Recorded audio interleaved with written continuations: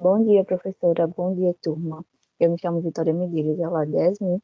Nós vamos iniciar as apresentações dos trabalhos com o tema NBC-PG 200 R1, que é a norma brasileira de contabilidade para os contadores empregados, contadores internos. Mas antes, vou explicar algum detalhe. O meu time de algum problema e com isso eu não estou conseguindo projetar o slide completo. Então, vai ser assim. Antes de abordar o tema mesmo, nós queríamos apresentar realmente o que são as normas brasileiras de contabilidade. E aí, de acordo com o CFC, as normas brasileiras de contabilidade constituem um conjunto de regras e procedimentos e condutas que devem ser observados como registros para o exercício da profissão contábil, bem como conceitos doutrinários, princípios, estruturas técnicas e procedimentos a serem aplicados na realização dos trabalhos previstos nas normas aprovadas por resolução emitida pelo CFC. E aí, Yasmin, é contigo.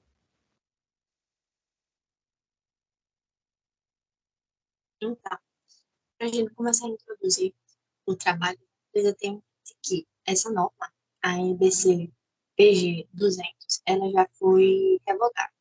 Ou seja, ela entrou em revisão, por isso que tem o nome R1 ao lado dela. Essa nova versão, R1, ela entrou em vigência em vigor a partir de 1º de janeiro de 2020. E é importante destacar que não foi somente ela que entrou em vigor nessa época. Foram mais 5 normas também, porque houve toda uma revisão do Código de Ética Profissional do Contador, que foi baseado no Código Internacional de Ética do Profissional, emitido pela IFAT. Então, para a gente começar a entender o que realmente é essa norma, a gente precisa entender que ela é parte, ela é uma pequena parcela de um grande assunto, que no caso seria o Código de Ética. E esse Código de Ética, ele meio que foi dividido com essa nova renovação, essa revisão, em 5 partes, que é a NPC PG 100, que dispõe sobre o código e princípios fundamentais e a estrutura conceitual. Todo o conceito está na NPC PG 100. Aí tem a NPC PG 200R, que é a que a gente vai falar, que ela dispõe só sobre os contadores empregados. Ou seja, todos os contadores internos. E a NBC PG 300, ela fala sobre os contadores externos, ou seja, os que prestam serviço. Tem a NBC PA 400, que ela dispõe sobre a independência do trabalho de auditoria e revisão, e a NBC PO 900, que é sobre o trabalho de seguração, de auditoria e revisão também. Então, a alteração desse código de ética do profissional contábil, ele foi necessário para justamente por causa daquela mesma situação que a gente sempre vem recorrendo. Os assuntos mudam, as coisas se atualizam e o Código de Ética, o IFAC, ele está sempre tentando renovar, tentando puxar essas normas brasileiras de contabilidade para a atualidade. Ou seja, tudo vai ter que ser renovado, tudo vai ter que ser constantemente atualizado para se firmar uma boa conduta na profissão contábil. Daí já pode passar.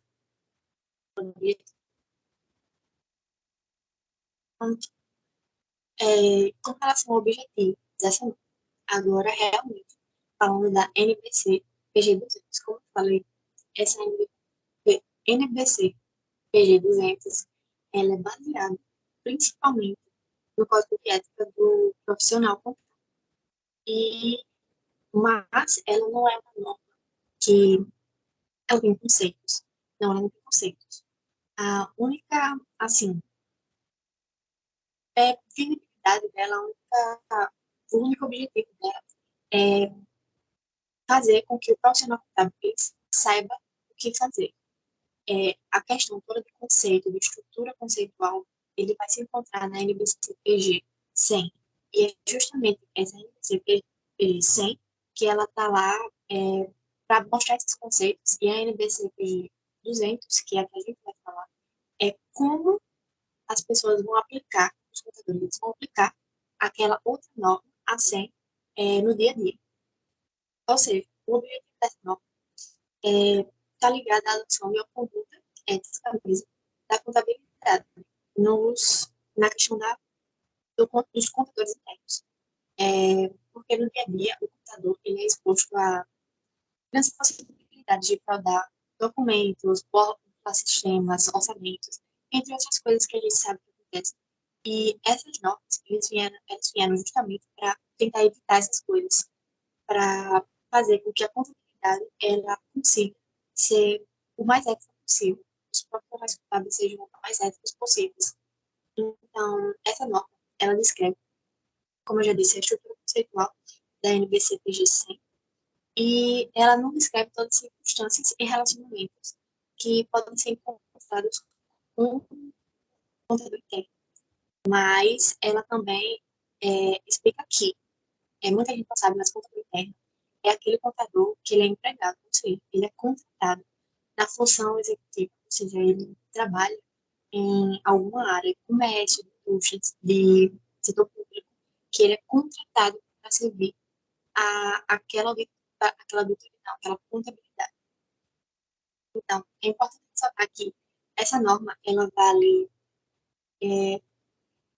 muito sobre, assim, a identificação de ameaças, porque a gente sabe que existem princípios fundamentais como o da entidade, que a pessoa física não se mistura com o jurídico, tem a representação fidedigna, que é a informação deve ser neutra, completa, e a gente sabe também que tem o princípio da prudência, do devido zelo, enfim, tem vários princípios na contabilidade que eles precisam ser assegurados, eles precisam ser seguidos com ética.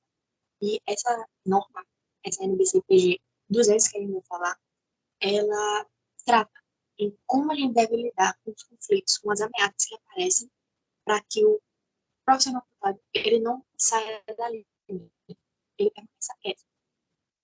Então, o objetivo dela é realmente isso, é tentar fazer com que o contador ele seja o mais ético possível, de acordo com o Código de Ética e Contabilidade, se baseando na NBC, na estrutura conceitual da NBC-PG 100.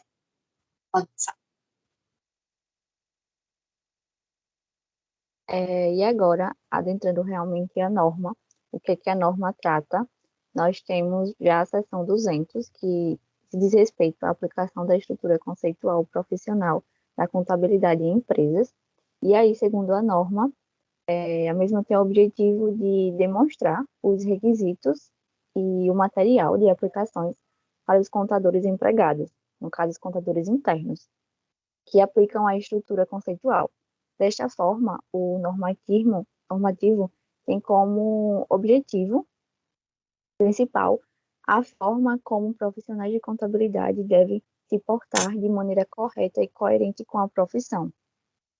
No item 200.2 do normativo, ele apresenta as principais responsabilidades do contador, sendo elas o profissional da contabilidade em empresas deve ser o único responsável ou responsável solidário pela preparação e apresentação das informações financeiras e outras informações nas quais tanto as organizações empregadoras quanto terceiros podem confiar. E aí o segundo item também é que eles podem também ser responsáveis por fazer a administração financeira efetiva e prestar consultorias competentes sobre diversos assuntos relacionados com o negócio. Com isso, com isso é demonstrado a importância da confiabilidade e da fidedignidade dos fatos apresentados pelos contadores no exercício da sua profissão. Já no subitem da norma, que são os requisitos e material da aplicação, é exposto que os profissionais de contabilidade podem promover a posição da organização empregadora. Aí vocês me perguntam como? De modo a favorecer as metas e objetivos legítimos de sua organização, desde que as declarações feitas não sejam falsas ou enganosas. Essas ações geralmente não criam ameaças de defesa ao interesse do cliente. Esse item, ele explica que os profissionais de contabilidade, em seu exercício, eles podem favorecer a organização para que ela obtenha seus objetivos e suas metas, No entanto, essas informações apresentadas, elas devem ser legítimas, é, e apresentarem interpretação correta dos fatos ocorridos na organização.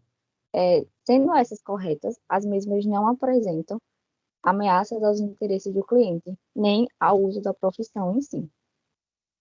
Continuando, continuando, se tratado das ameaças ao cumprimento dos princípios fundamentais, elas podem ser criadas por uma vasta gama de circunstâncias, e aí a norma apresenta exemplos e fatos e circunstâncias que cada uma dessas categorias podem criar as ameaças para o profissional da contabilidade ao decorrer da atividade profissional. Aqui na apresentação, eu vou descrever quais são essas categorias, e aí ao final, após isso, eu vou citar 2 exemplos, e aí vou explicar um pouquinho como é que funciona isso.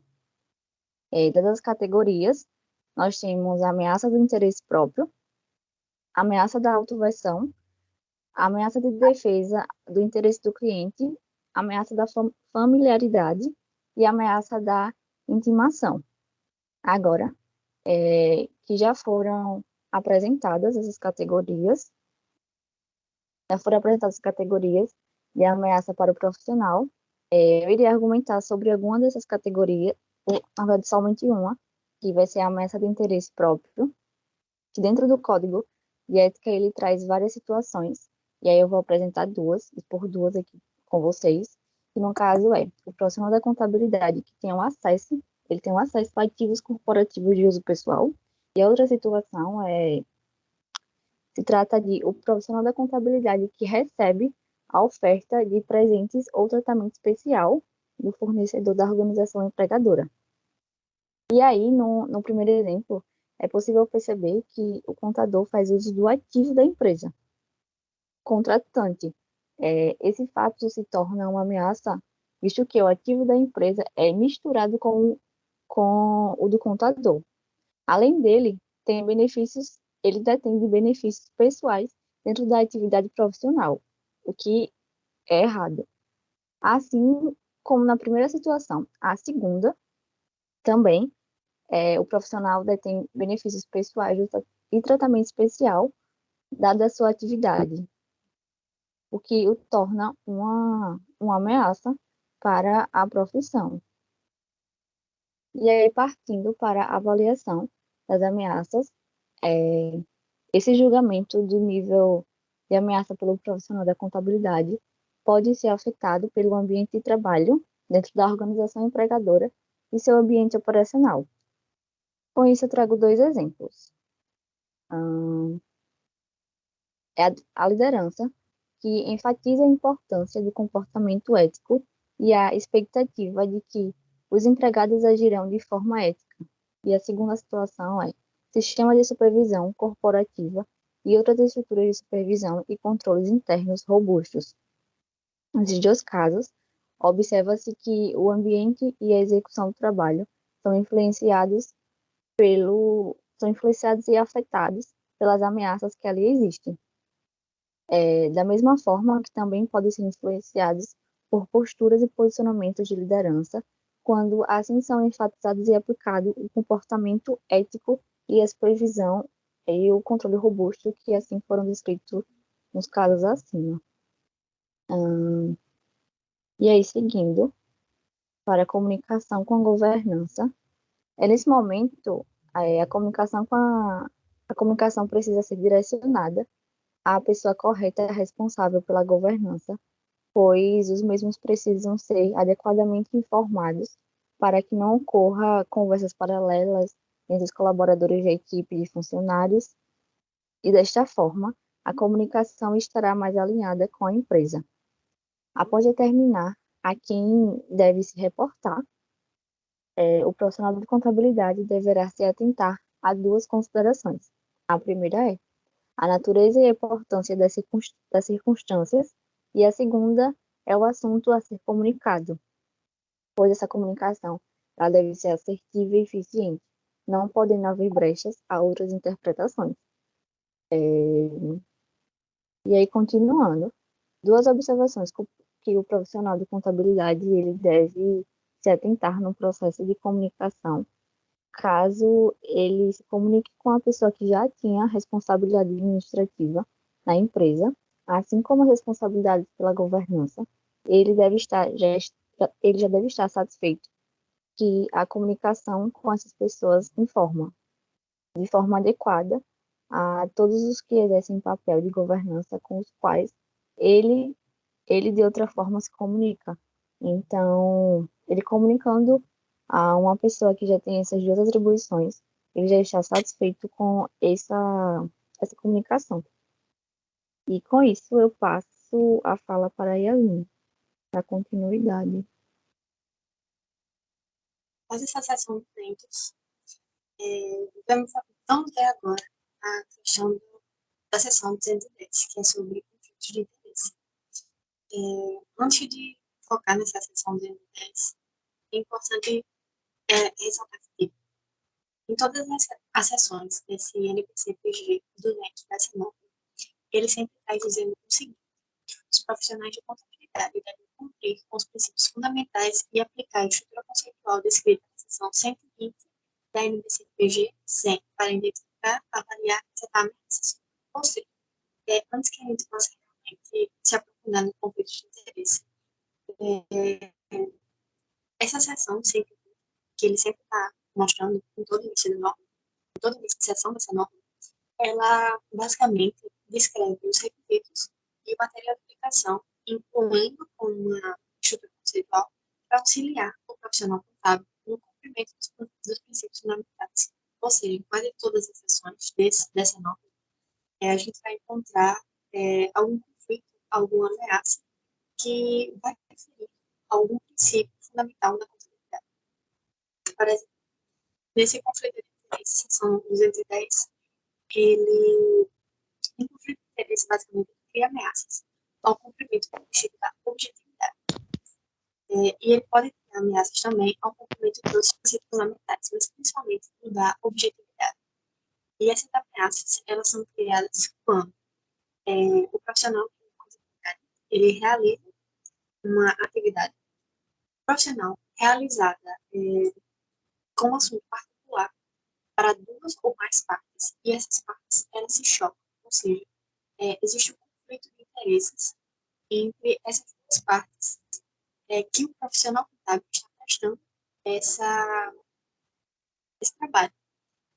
E o outro motivo, ou a outra situação que ela pode ser criada, é quando o interesse profissional do contador, partindo do contador, diverge do interesse da parte a qual ele está realizando aquela atividade. Então, nessas duas situações, existe o conflito interno.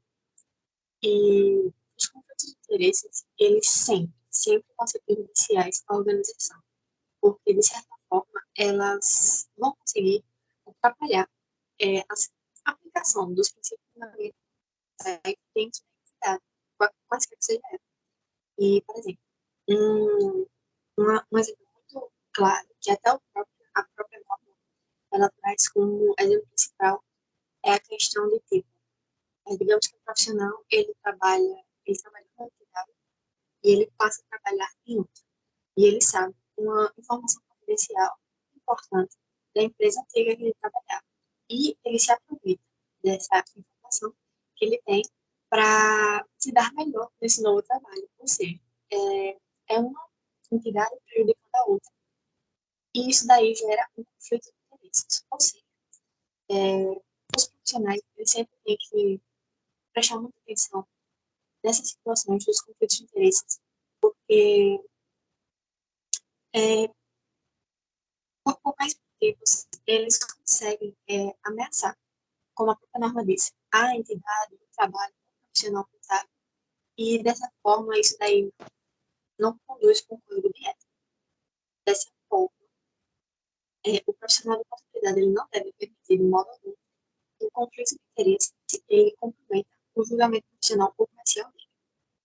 Então, primeiro, antes de tudo, quando ocorrer isso, é preciso fazer uma identificação de conflitos. Ou seja, o profissional de contabilidade ele precisa tomar algumas providências para identificar circunstâncias que possam estar causando esses conflitos de interesse, como aquelas duas que eu já havia falado. Dessa forma, para você identificar, ele primeiro vê a natureza dos interesses, ele vê a atividade da identificação, as partes envolvidas em todo o jogo de cintura, para ele conseguir identificar essa parte do conflito de interesse. Após identificar o conflito, ele vai identificar agora as ameaças que foram criadas através desse conflito. E também tem os níveis de ameaça. Por exemplo, a norma diz que quanto mais direta for a conexão entre a atividade profissional e o assunto do interesse entre as partes, maior é a probabilidade de que o nível de ameaça não seja citado. Ou seja, quanto maior for a conexão do assunto que está causando conflito e a atividade profissional, maior é a ameaça daquele conflito de interesse. Um exemplo de medida que tipo, pode eliminar as ameaças é o profissional contábil ele se retirar do processo de tomada de decisão em relação a esse determinado assunto que gerou o conflito, ou seja, ele deixar de largar o assunto que deu origem a esse conflito de interesses. E, por fim, essa parte do conflito de interesse precisa também da divulgação e o consentimento, assim como a norma ela aconselha. Geralmente é necessário divulgar a natureza do conflito de interesses e a forma como as ameaças elas foram criadas, todo o conflito como aquele interesse, aquela atividade, aquela prestação, ela gerou os conflitos de interesse, como se criou uma ameaça. E também é preciso, além de divulgar, obter o consentimento das partes que estavam envolvidas nesse conflito de interesse. Se tal divulgação ela não for por escrito, o profissional da contabilidade ele deve obrigatoriamente documentar a natureza da circunstância, as salvaguardas que ele vai tomar para tratar essas ameaças e o consentimento que foi obtido. Porque sem o consentimento não é possível fazer essa divulgação. E ao tratar desses conflitos de interesse, é importante a gente saber que o profissional de contabilidade ele deve buscar orientações não só da norma, mas também dentro da organização empregadora, órgãos profissionais, assessores jurídicos, entre outros, porque ao fazer essas regulações, ele precisa ter a total certeza de que ele está fazendo corretamente, ou se não, se ele não fizer isso tudo corretamente, esses passos, se ele não seguir esses passos técnicos, conforme demonstra essa norma, o problema pode recair para ele, esse conflito pode recair para ele. E, então, a Vitória vai dar continuidade na seção 220.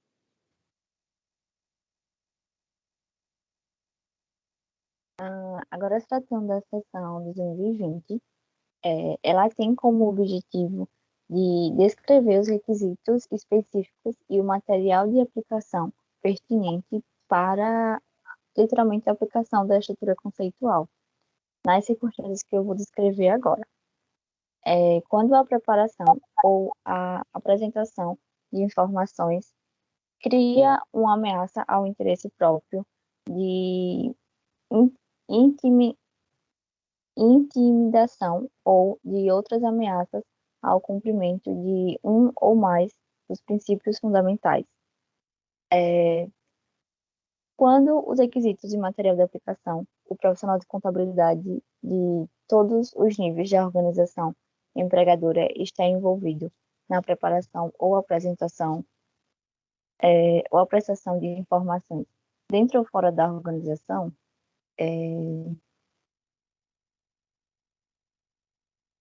nós temos os interessados por essas informações, que serão a administração e os responsáveis pela governança, os investidores e os órgãos reguladores.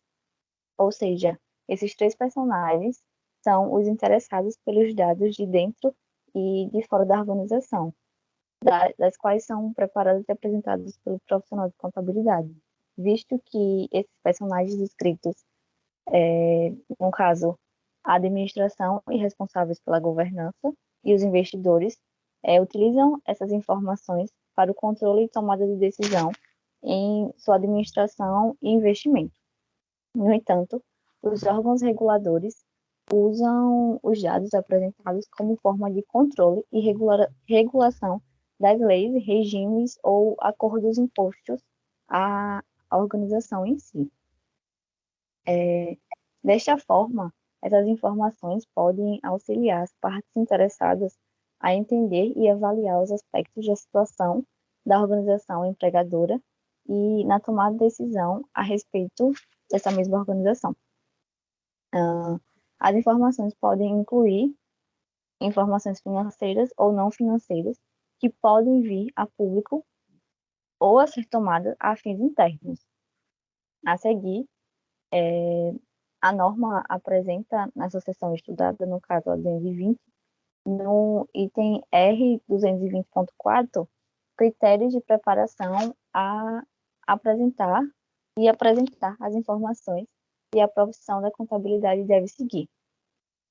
Vou estar apresentando aqui para vocês.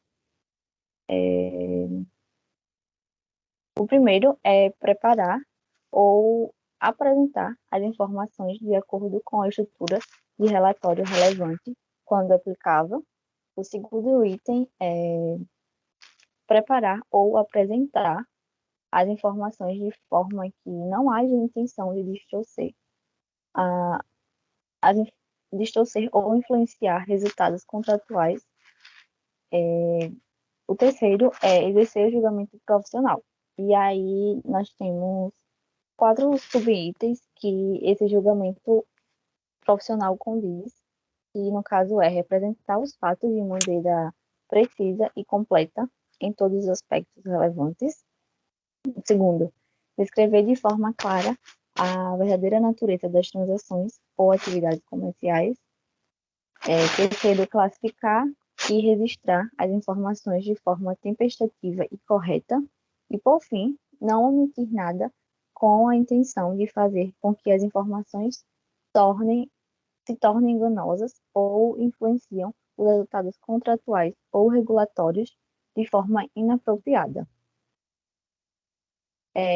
Os critérios apresentados são de muita importância, pois direcionam o trabalho do contador de forma a auxiliar a construção de documentos e demonstrações. No item 1, ele diz que o relatório precisa seguir a sua estrutura para que assim melhor serem expressas as informações, como também melhor compreendidas.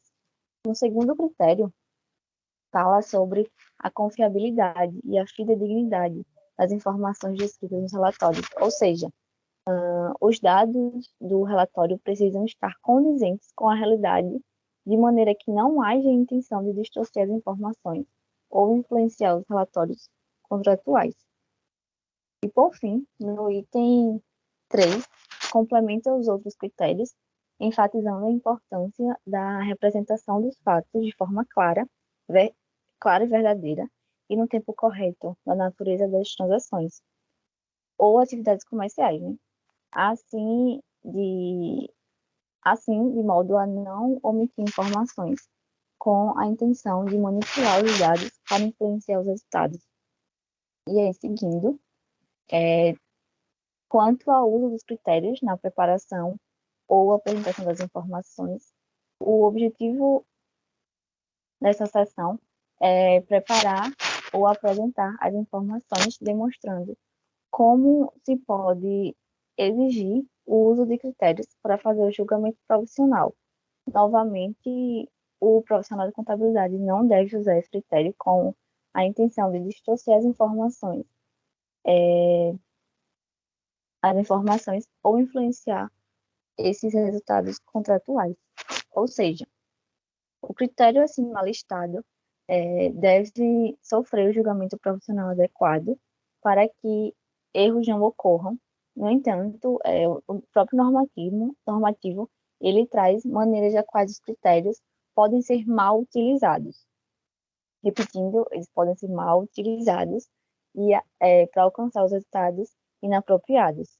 E aí eu vou estar novamente comentando aqui com vocês. Selecionei 2 dos vários que tem lá. E aí seria determinar estimativas como, por exemplo, determinar as estimativas de valor justo a fim de distorcer o resultado, selecionar ou alterar política ou método contábil entre duas ou mais alternativas pertinentes nos termos de estrutura de relatório financeiro aplicável, como, por exemplo, selecionar uma política para que a contabilização de contratos a longo prazo, a fim de novamente distorcer o resultado.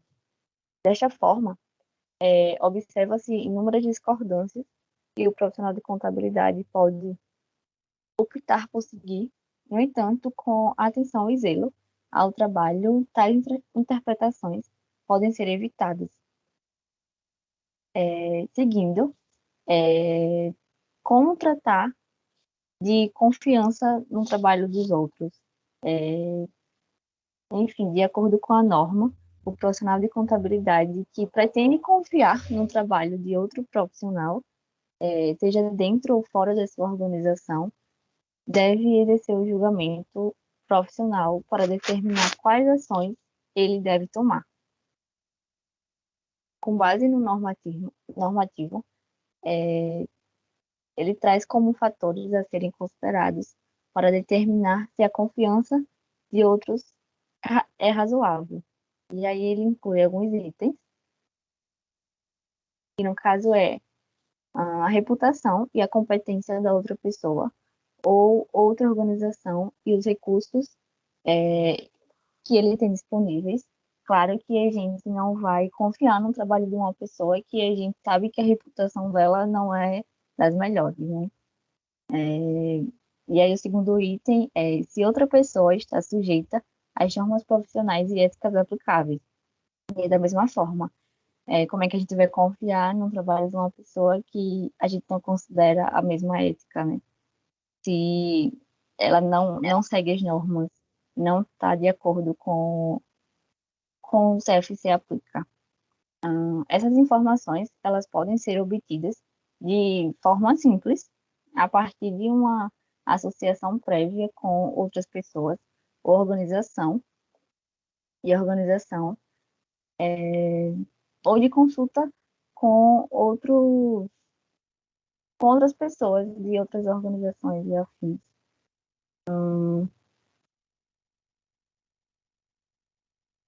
E aí, por fim, a gente tem o tratamento das informações que são ou podem perder ou podem ser enganosas.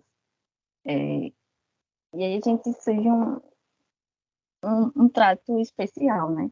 Quando o profissional de contabilidade, ele sabe ou tem razões de acreditar que as informações com as quais ele está associado são enganosas, ele deve tomar algumas ações apropriadas para buscar a solução para o assunto. E aí, as ações são descritas no item R220, 8A1 da norma, das quais são a discussão com o supervisor, aqui quando eu falo discussão, é uma conversa, um debate em si, com, enfim, o seu superior, o profissional da contabilidade, e ou alcançar a propriedade de administração dentro da organização empregadora do profissional da contabilidade ou com responsáveis pela governança, sobre as preocupações quanto às informações enganosas e a solicitação para que essas pessoas tomem as ações apropriadas para solucionar. E essas ações incluem fazer com que a informação seja corrigida e, se as informações já tiverem sido divulgadas para os usuários pertinentes, informá-los das informações corrigidas.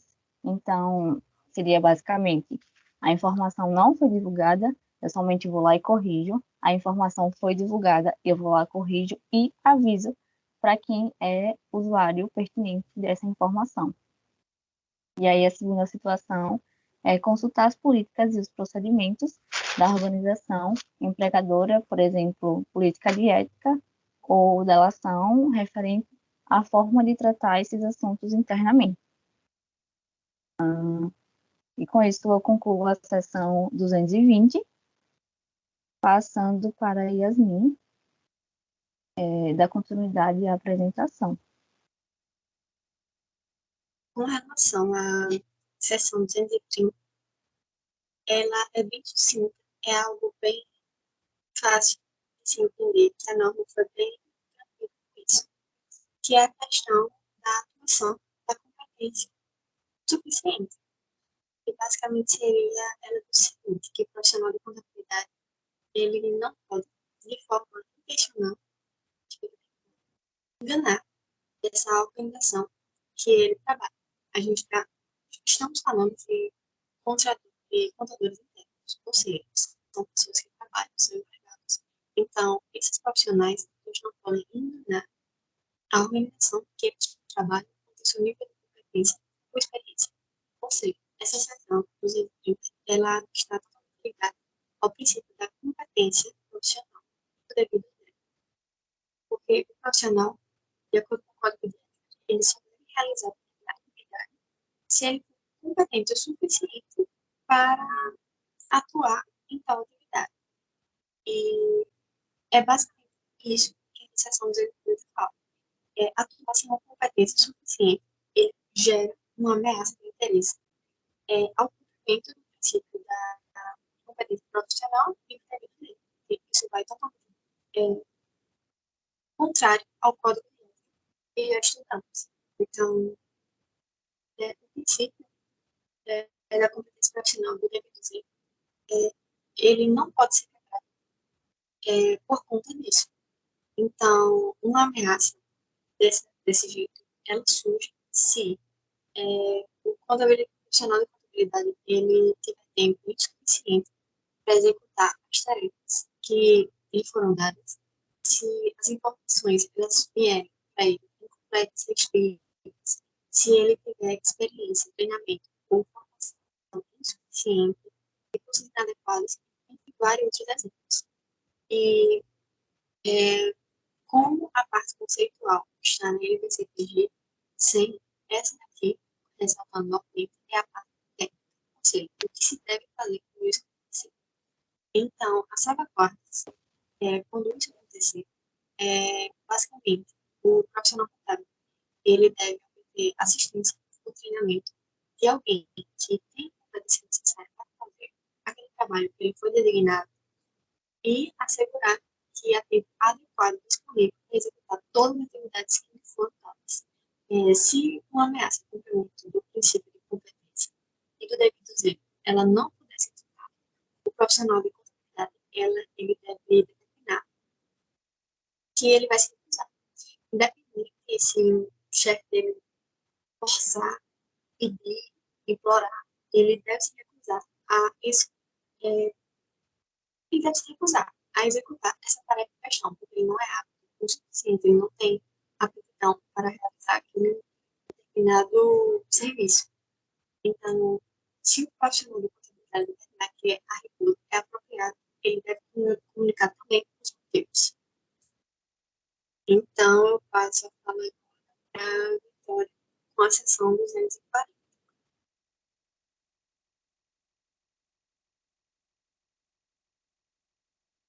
Para a seção 240, assim como a 230, ela é dita de forma bem sucinta, e aí tem como título interesse financeiro ou remuneração, incentivo relacionado com o relatório financeiro e tomada de decisão.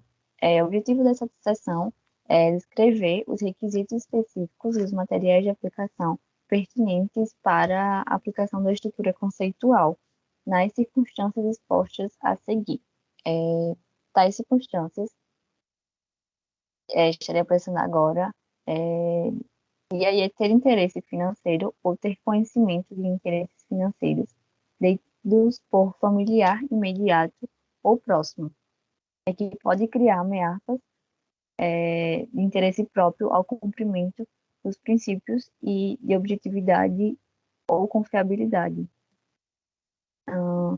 E aí, o profissional da contabilidade não deve manipular as informações ou usar informações confidenciais para ganho pessoal ou ou para ganho financeiro de outros, ou seja, o mesmo não deve fazer o proveito das informações contábeis de terceiros que, de certa forma, detêm um ganho pessoal.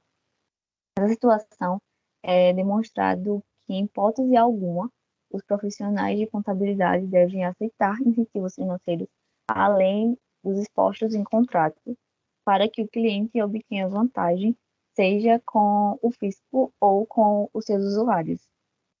E essa sessão é basicamente isso que ela aborda, e com isso eu já passo a fala para Yasmin. Com relação à seção 250, também foi muito abordada em sala e é algo bastante simples de entender. É relacionado ao incentivo, incluindo presentes e efeitos.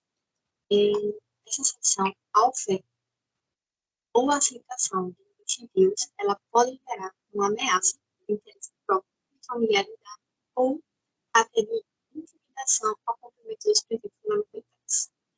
Dessa vez, ele afeta o princípio de integridade ou integridade do comportamento profissional. Bem, para entender basicamente o que essa seção fala, incentivo, ele é o objeto, a situação ou a ação em que é utilizado como meio de influenciar o comportamento da pessoa.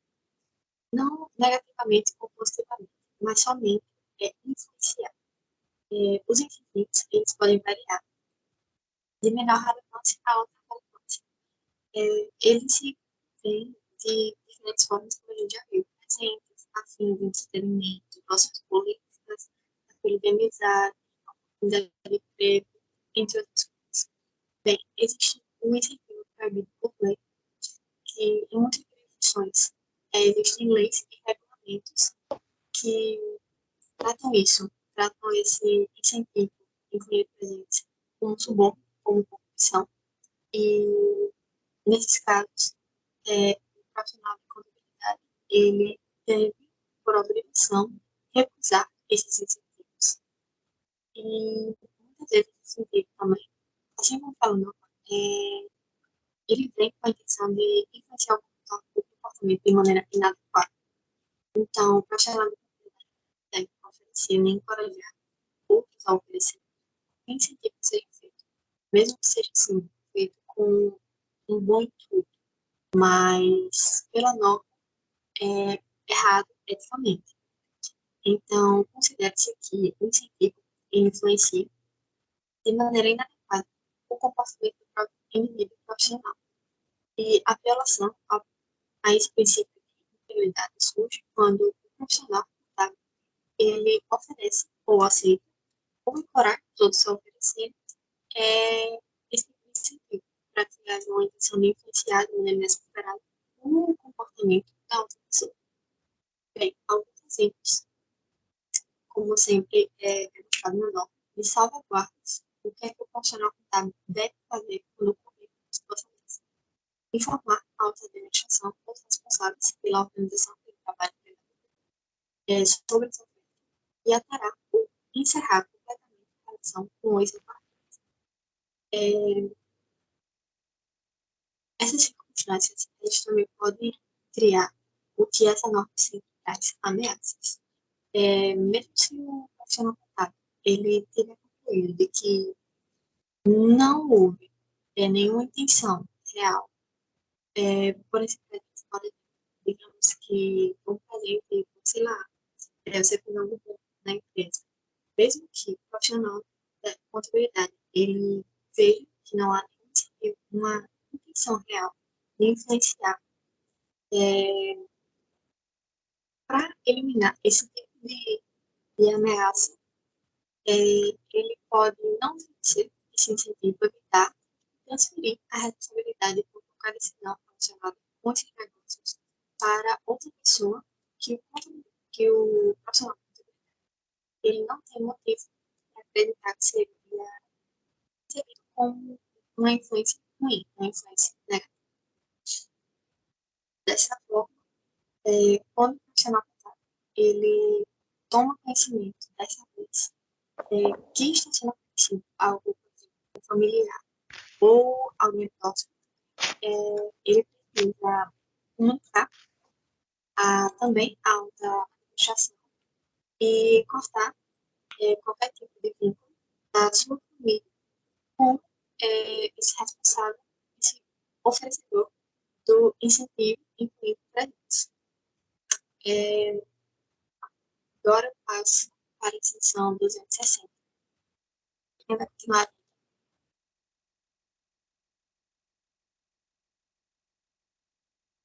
Certo. Tratando da seção 260, e tem como título a resposta à não conformidade com as leis e regulamentos. Ela descreve as ameaças de interesse próprio e de intimidação ao cumprimento dos princípios de integridade e comportamento do profissional, criada quando o profissional de contabilidade toma conhecimento da não conformidade ou da suspeita da não conformidade com as leis e regulamentos. Ao responder a essa não conformidade ou a suspeita de não conformidade, os objetivos do profissional da contabilidade são: ele deve cumprir com os princípios de integridade e comportamento profissional, alertar a administração ou, quando apropriados, responsáveis pela governança da organização empregadora. E aí, dentro desse item, temos dois subitens que falam sobre permitir que eles sanem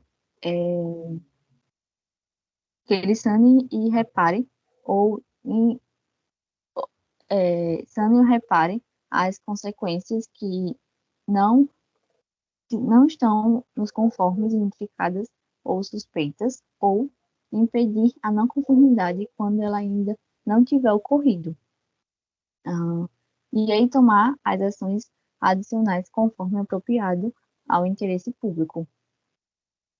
Visto que essas são as características da profissão contábil e é a responsabilidade de agir no interesse público. Então, a não conformidade pode resultar em multas, ou outras consequências para a organização empregadora, que podem afetar suas demonstrações contábeis de forma relevante, considerando que essas não conformidades podem ter implicações de interesse público mais abrangentes em termos de possíveis prejuízos significativos para os investidores, credores, empregados ou para o público em geral da organização.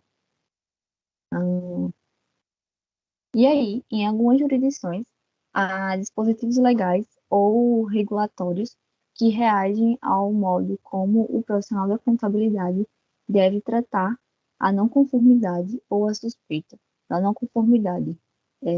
Esses dispositivos legais ou regulatórios podem diferir as disposições nessa seção ou ir além delas. Ao se deparar com essa não conformidade, o profissional de contabilidade deve obter entendimento desses dispositivos legais ou regulatórios e cumprir o que eles obrigam. E aí temos qualquer exigência, deve-se comunicar o assunto para a autoridade competente e qualquer proibição de alerta à parte pertinente. E aí, se tratando do profissional de contabilidade sênior, ele deve exercer o julgamento profissional para determinar a necessidade de ações adicionais ou a sua natureza e extinção. Ao fazer essa determinação, o profissional de contabilidade deve levar em consideração se for provável que um terceiro informado e prudente concluiria que ele agiu de forma adequada ao interesse público. Essas ações adicionais serão descritas agora.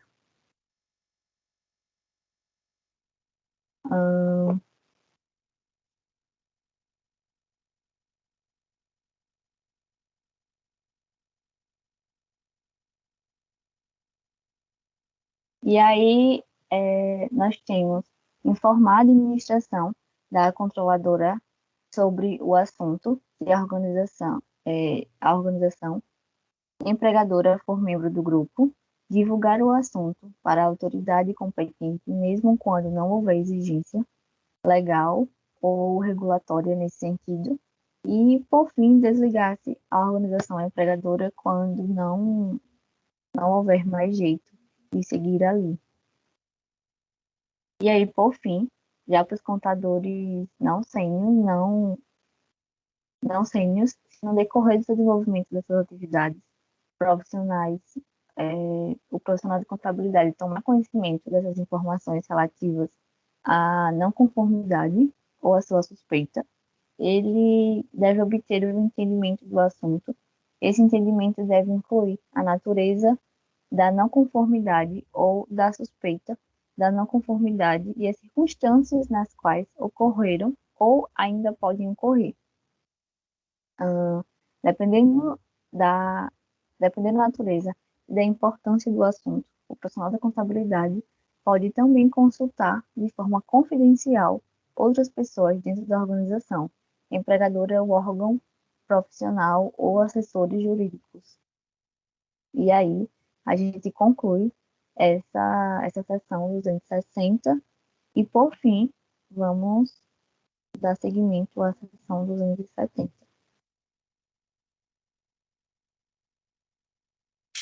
Essa seção 270 é a última seção da nota e ela fala sobre a pressão para a violação dos princípios fundamentais. Ou seja, em cada seção a gente falou de um princípio específico. Nessa seção é referente a todos os princípios fundamentais que existem. Ou seja, a pressão exercida sobre um profissional de contabilidade, ele é por ele exercida também, pode criar uma ameaça de intimidação ou outra ameaça de cumprimento de um ou mais dos princípios fundamentais. Ou seja, qualquer pressão exercida pode gerar uma ameaça para todos os princípios que conhecemos.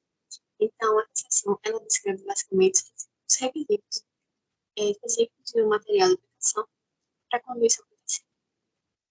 Então, o profissional de contábil, ele não deve permitir que a ação dos outros resulte em uma violação para ele mesmo dos princípios fundamentais, ou ele também não deve pressionar os outros que o profissional de contabilidade sabe o tem motivo para acreditar que fariam que outras pessoas violassem esses princípios fundamentais. Ou seja, o profissional ele pode aplicar ações que criam ameaça a esses cumprimentos fundamentais. Por exemplo, a ameaça de intimidação, se intimidar alguém. Então, essa pressão ela pode ser explícita ou implícita. Pode vir dentro da organização, pode vir de uma organização externa, pode vir até de si mesmo. Então, existem vários tipos de pressões retratadas nessa norma, nessa seção dessa norma, que é a pressão relacionada com os conflitos de interesse. Ele fala na seção 210. Tem as pressões para influenciar a preparação ou interpretação de informações que também foi dito na seção 220. A pressão para atuar sem competência suficiente, que foi dito na seção 230. A pressão para relacionar os interesses financeiros ditos na seção 240. Teve também a pressão relacionada com os incentivos e os presentes, que foi dito na seção 250. E essa última que a Vitória acabou de falar, que é a pressão relacionada com a não conformidade com as leis, que foi dito na seção 260. Então, é preciso, quando for identificada uma situação dessa, discutir as circunstâncias que criaram aquela pressão, que levaram àquela ameaça, e discutir o assunto com a pessoa que está exercendo a pressão, discutir o assunto com o seu superior empregatício, estender o assunto dentro da organização e divulgar o assunto também, de acordo com as políticas da organização empregadora.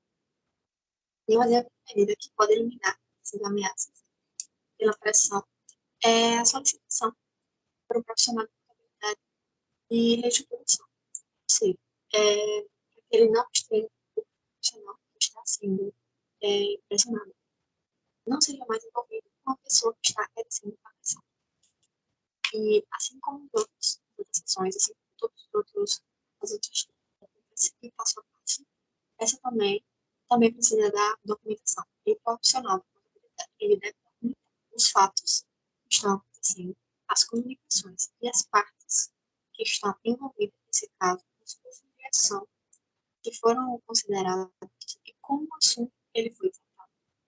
E essa é a norma MBCPG 200, que fala o passo a passo da estrutura conceitual da MBCPG 100. E muito obrigada